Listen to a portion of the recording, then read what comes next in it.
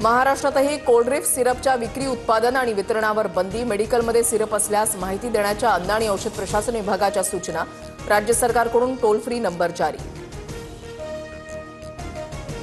खोकल्याच्या औषधामुळे मध्य प्रदेश आणि राजस्थानमधील 18 चिमुकल्यांचा मृत्यू। औषधात विषारी केमिकल मिसळल्याचा आरोप।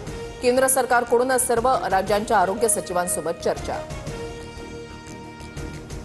विषारी रसायनं कफ सिरपमध्ये मिसळल्यानं घात। कफ सिरपचा विष प्रयोग, सदोष मनुष्यवधाचा गुन्हा दाखल व्हावा, सामनातून मागणी। आनंदाचा शिधा योजना बंद होण्याची शक्यता। मुख्यमंत्री कार्यालयाकडून अद्याप सूचना नाही। दिवाळीमध्ये आनंदाचा शिधा वाटपासाठी निधीचा प्रस्ताव आला नसल्याची सूत्रांची माहिती। शेतकऱ्यांकडून नाही, कारखान्याच्या नफ्यातून पैसे घेतोय। काटा मारून पैसे कमावणारे कारखाने मी शोधून काढलेत, त्यांना आता दाखवतो। मुख्यमंत्री फडणवीसांचा इशारा।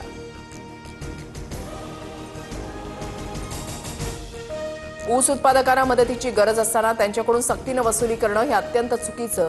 मुख्यमंत्र्यांनी फेरविचार करावा। ऊसाच्या प्रतिटन 5 रुपये कपातीच्या निर्णयानंतर शरद पवारांची मागणी। पुणे पोलिसांना निलेश घायवळच्या कोथरूडमधील घरामध्ये बंदुकीच्या गोळ्या सापडल्या। मराठवाड्यामधील पवनचक्की प्रकल्पासंदर्भातील फाईल्सही पोलिसांकडून जप्त। मुंबई पालिका निवडणुकीची अंतिम प्रभाग रचना जाहीर। महानगरपालिकेच्या निवडणुकीला वेग, आरक्षण सोडतीकडे सर्वांचं लक्ष।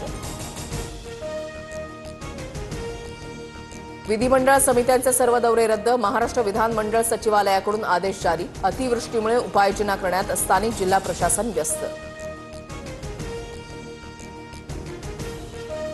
लेहमधील हिंसाचार आणि चौघांच्या मृत्यूची न्यायालयीन चौकशी व्हावी, सोनम वांगचुक यांची मागणी। न्यायालयीन चौकशीच्या आदेशापर्यंत तुरुंगामध्ये राहण्याचीही तयारी। मुंबईत ड्रोन आणि फ्लाइंग कंदील उडवण्यास बंदी। दिवाळीच्या पार्श्वभूमीवर नागरिकांची सुरक्षितता आणि शांतता भंग होऊ नये यासाठी पोलिसांचा निर्णय।